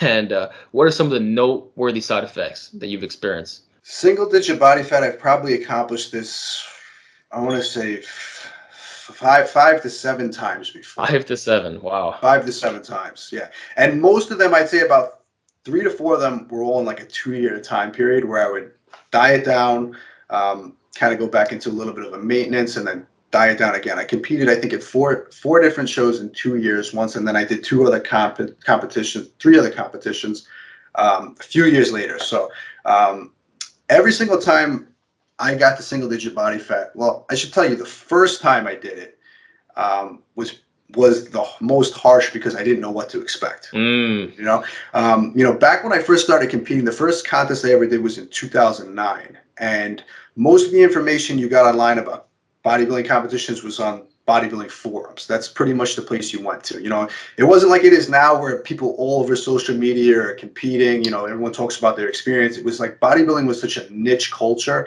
that you couldn't walk in the gym and necessarily find bodybuilders who competed. You know, people were lifting fanatics, people loved training, but competition was kind of another breed altogether.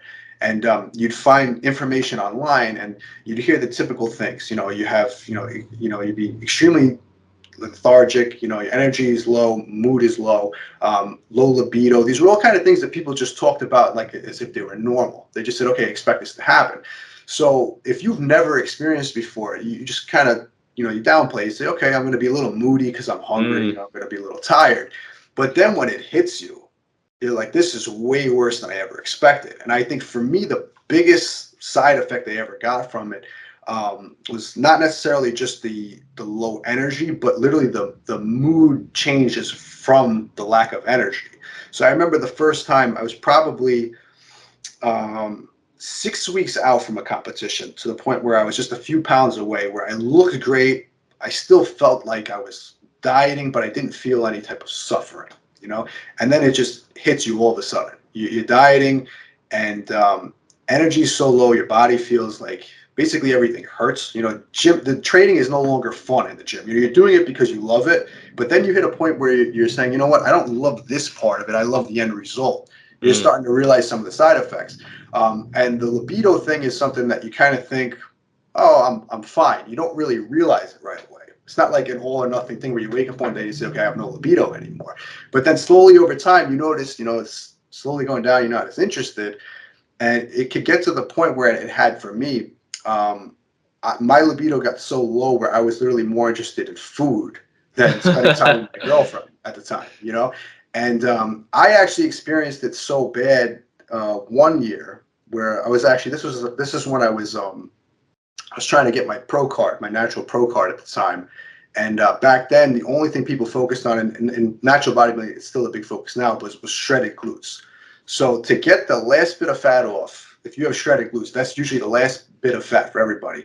I was so focused on that basically I didn't care about anything else at the time, And that's when literally everything just progressively got worse. And it got so bad where I actually, at the time, I spoke to a couple people. They said, you know what, you should go to the doctor and you should get your blood work. What you're telling me doesn't sound normal. So I remember going to the doctor and I told them, listen, I'm training for a bodybuilding competition. I have no libido, no desire to do anything. Can you check my blood work? I want to see what's going on with my hormones. And they took my blood work, and I had never gotten a blood test done for hormones before. So I had no idea what I was looking at, what the references was. And it's not like today where you can kind of go online and you can find out all this information. I didn't even know what normal was. So I came back with the blood work, and the doctor told me my testosterone was 372 or something like that. And I asked him, I'm like, is that normal? He's like, yeah, well, it's normal, but he's like, most, I was like 20 at the time, 19, 20. He's like, most kids your age, I don't really see it that low. So I did my research, and I saw, okay, I should probably be somewhere between like 500 and like 1,000. And I'm pretty low here, but I'm not off the charts low. And then whatever, long story short, after I did that show, I got my blood work again, maybe 2 weeks after the contest when I started eating again. My level went up to 775, something like that. So now I'm thinking, okay, is this where I was originally? Now, fast forward to a few months later, I got it back. I think it was like 850, 900. So, my natural levels were probably somewhere between 700 and 900, went all the way down to 300. And as I started doing more research over time, I started understanding that's a pretty normal thing that happens when you get to single-digit body fat. Again, back then, no one really talked about it as it relates to hormones. They just say, okay, you think that because you've been dieting so long and that you're so hungry that just mentally things are off, but you don't realize that physiologically, okay, a lot of things are going on in your body. Your hormones are out of whack. Your body doesn't like to be there. And that trickles into every other area of your life. So that's the one thing I was never a fan of when I was competing. And it was one thing that always kept me from competing consistently. A lot of times bodybuilders compete, let's say, once a year. After I would go through that cycle, I said, I'm not doing this again to my body for at least another 2-3 years, And that was something I always worried about too, as I did it over and over again, because you wonder over time what that does to you. Some people struggle to actually get back to optimal levels after you've put your body through that over and over again. And it's not something that comes back that quickly. In my case, it was fairly quickly, but I've worked with people where their levels are so low after a competition that it takes 6 months just to get back to normal, Wow. So a lot of that happens, like I said, within the last 6 weeks of dieting. And that last 6 weeks of dieting, for most people, we're talking about like a 5 to 7 pound difference. So you can get, and I don't want it just to scare anybody off, because you can get absolutely shredded. You can get into 8, 9, 10% body fat and still feel great, look great, have your gym performance. But if you're talking about getting down to 5, that 5% from that 8% is what does it to you. You know, It's that final edge. it's that Like final, you said, yeah. shredded glutes. Mhm. You know, you look in the mirror, you don't actually need to get that lean, but you go No. for it anyway, and you're like, oh, I think I regret this. And that's also something that I talk about with people that do diet. There's a sweet spot that I like most people to be when they're dieting. Again, if their goal isn't competing, if we're just trying to get lean. So if you said, listen, I want to get ready for summer, I want to get ready for a photo shoot or something like that, I would always cap it off at a certain body fat percentage and say, listen, you're not going to get any additional benefit going lower than this. You're just going to get all the negatives that come with it. You know, for bodybuilding, we're talking about that 1% difference that you're going to see underneath a stage light. If you're going to the beach, no one's going to notice the difference between 10% body fat and 7. You know what I mean? As a bodybuilder, you're going to pinpoint everything and you're going to say that. But when you're in real life just trying to look good, like 10%, 9% body fat, that's about as lean as you're going to need to get to look as lean as you want to be. Wow. And it's true, even if you have a good camera with good lighting, you'll look pretty shredded at a real 10%. I think people don't realize how much fat they're actually carrying. Like they'll Right. claim I'm 10% body fat, but they're actually 15. Yeah, oh, So yeah, if they really like lost the weight that they need to lose, they'll be like, yeah, I don't have to be single digit. This is honestly lean enough. Did you, I know you said that you did a cut recently. Did you check your body fat percentage when you got down? Because you were pretty lean. I saw the picture. I would have loved to. I think I was about 8% body fat. That's Yeah, what Greg Doucette quoted me at, and he's done like over 40 competitions. So I was like, okay, yeah. should be accurate. And I had every symptom that you described, so that's So you why had it like, even there, yeah. oh, Now, it was let me ask you, terrible. you probably noticed that. I would say if you probably were about 8%, you probably started once you got under like the 10% body fat range, Yeah, right? it Yeah. happened. So I ended up at 145 pounds. Mm. I'm 5'5". It was when I hit 153, I would say. Okay. Yeah. So that's yeah, 5 to 8. Yeah, That's when that's where it was it'll really, happen. yeah. Yeah. And it was a Yeah. 6-month cut. And the last 2 months Uh, were the worst, but the last few weeks, the last 3 weeks, I would say, mm, almost destroyed me. And yeah. even flexing was I felt like I was gonna pass out just Yep. flexing. You don't have the energy to do it.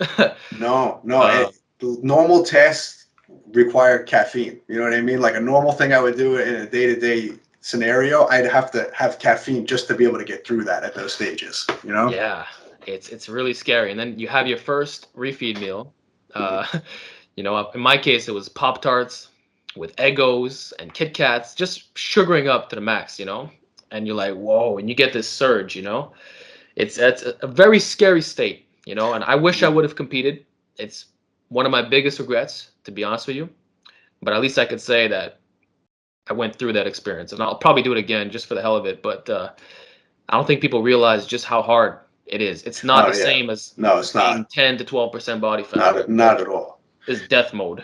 Yep, it is. I mean, that first getting to that 10% body fat mark is a breeze compared to what you have to do to Oh get yeah. past it. Yeah, it's a breeze. And um, yeah, I think the biggest thing people don't realize too is when you're that lean and that depleted, people think, oh, if I just have one cheat meal, if I have one high carb meal, I'll feel better.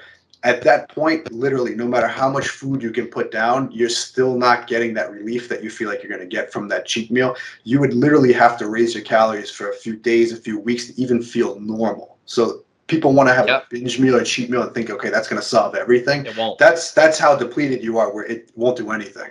Yep. And the cheat meal you do have is gonna be smaller, you know, because you don't Yeah. want to spill over and ruin your cut. I remember at the end, I was invited for pizza, and I had a thin slice. It was like this big, you know, and that's all I was able to tolerate. Hmm. Yeah, You know. everything changes. Appetite changes, the food, and a lot of people don't realize that too. When you deplete yourself from so many calories, so much food, the way your body handles it after changes as well. So, everybody's a little bit different in that regard. But trying to have a big, huge meal in that dieted state, your body is going to handle it much differently than if you're in a full off-season scenario where you've been eating a lot of calories. That's it. I appreciate you sharing your experience. You went all out. You said everything. I think we pretty much covered all the important training stuff. We went over your personal philosophy, correcting certain muscle groups, dieting, everything's been addressed. So now I just want to go off topic a little bit and bring it back to you. So first of all, who are your favorite old school bodybuilders? Because your channel is all about Yeah. race, so I gotta know. Well, Arnold is always number one for me. I was an Arnold fan before I ever got into bodybuilding, which the interesting part is kind of how I stumbled into bodybuilding was through Arnold. I was a fan of all his films when I was a kid. I watched Terminator religiously. And then when I had found out that Arnold was a bodybuilder before he was an actor, I naturally fell into, looking at some of his old stuff, and I came across Pumping Iron. So once I saw Pumping Iron, that pretty much changed everything for me. I always, a lot of times when people started bodybuilding, it's like they kind of just discovered it. But I had always known bodybuilding. I'd seen bodybuilders in magazines. I'd seen Flex magazine. I looked at bodybuilders, but it never impressed me. But then when I had saw Arnold in Pumping Iron, I said, wow, guys used to look like this. I always just assumed the bodybuilders, the guys that I saw in a magazine at the time period when I discovered it. But realizing that physiques back then looked so much different, I said, wow, this is really impressive. And that's what got me into it. And then the more I researched, the more I studied, and I started looking up more bodybuilders from that era, I was naturally really drawn to Sergio Oliva. I was really drawn to Serge Nubret. I would probably say those three physiques are probably my favorite physiques of all time, guys I looked up to the most. I had a really cool experience of actually speaking with Serge Nubret before he had passed. He used to actually post on a bodybuilding.com forums. So it was really cool he had his own Q&A thread on there where he would literally answer every question that everybody asked. And I learned a ton of stuff from him, which was really cool. And his philosophies were so against anything that was being spoken about at that time, or even now till this day. So it was really cool to learn those old school mentalities. And I think that's what really kind of drew me into that era of bodybuilding, was they weren't worried about what everybody else is doing now. Because even people would say to them, oh, you trained using these crazy methods, but what do you think if you just, follow this traditional bodybuilding split that all these guys are doing today? And, Serge was very upfront, and he said, listen, if it works for them, it works for them, but I'm just telling you what I did, and it worked for me. And he never once thought about, okay, I have to change my philosophy, I have to change my methods. These are the methods I developed for my own physique, and it's what got me the results that I've gotten. So I think that whole mentality is what kind of drew me into that area of bodybuilding, and it's formed kind of how I look at bodybuilding as well, because I'll take certain aspects of ideas and methods that people use today, and I'll apply them, and I'll say, okay, does this work for me? If it does, I'm going to use them. If it doesn't, I might change certain things and make them more efficient for me. But I think that era of bodybuilding was always just, I don't know, man. It was the physiques. It was just the training method. It was just the rawness. Yeah, all of it, and it was about people who go to the gym, and whether you were a competitor or not, you were in there for that same goal. You're looking to improve your physique. You're looking to build more muscle. I like that. People were just being themselves, and they all had their own unique little approach. They weren't all copycat bodybuilders. No, and the physiques were all different too. They were. Everybody had a unique look to their physique. It's true. Fans, they don't just care about the Mr. Olympia. They like the whole lineup.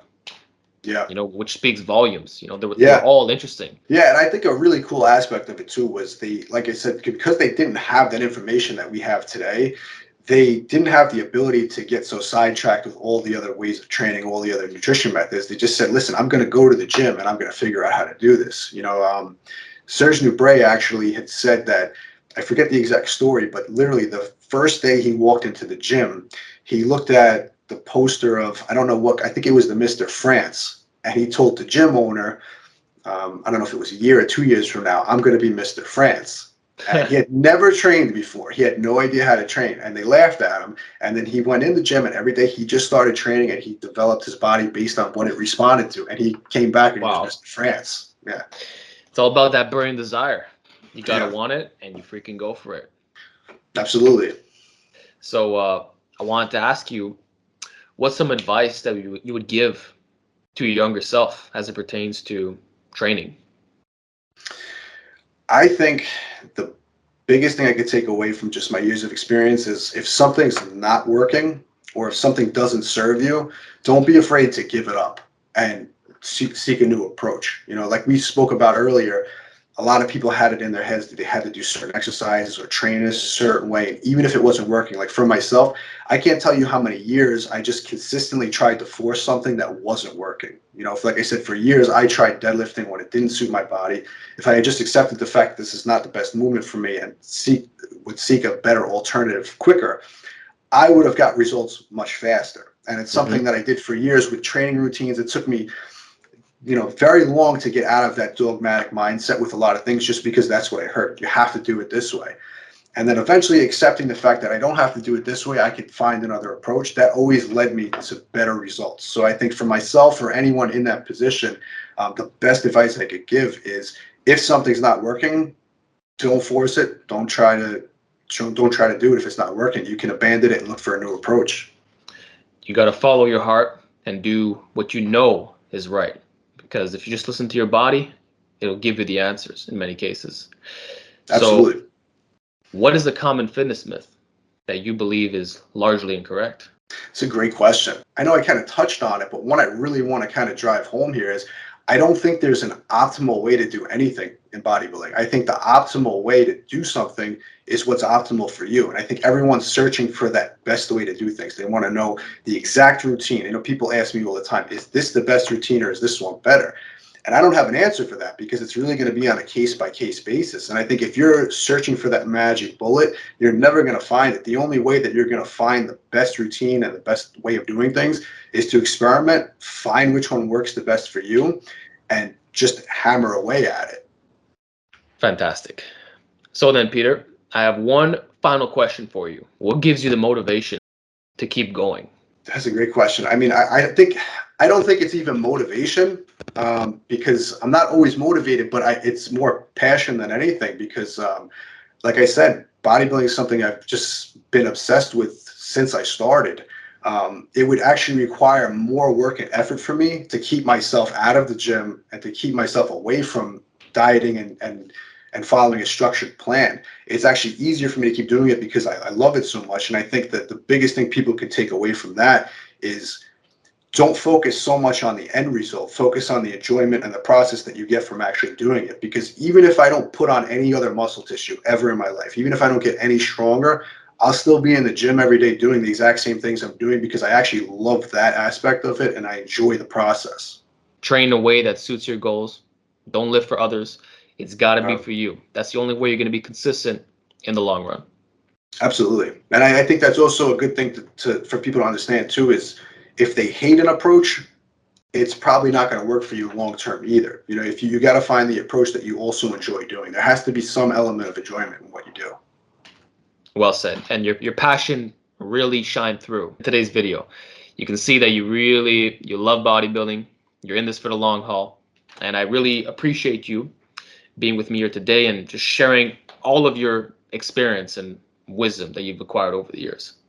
Thank you. I appreciate you having me on. It was a good talk. I really enjoyed it. Yeah, it was really fun, honestly. So if people want to learn more about you, where can they do so? You could go to my YouTube channel. Just type my name in, Peter Khatcherian. I got a really long last name. It's Khatcherian, but you'll probably find it even if you start typing it in. Maybe it'll fill it for you. My website is oldschoolmassgain.com. And if you want to find me on Instagram, my Instagram is jacked, Jakked. I'm pretty active on Instagram. That's probably the fastest way if you want to reach me directly. Excellent. I'll be sure to provide all those links in the description box. So Thank that you. said, Thank you. we are done. Thank you again. And hope you guys enjoyed this awesome discussion.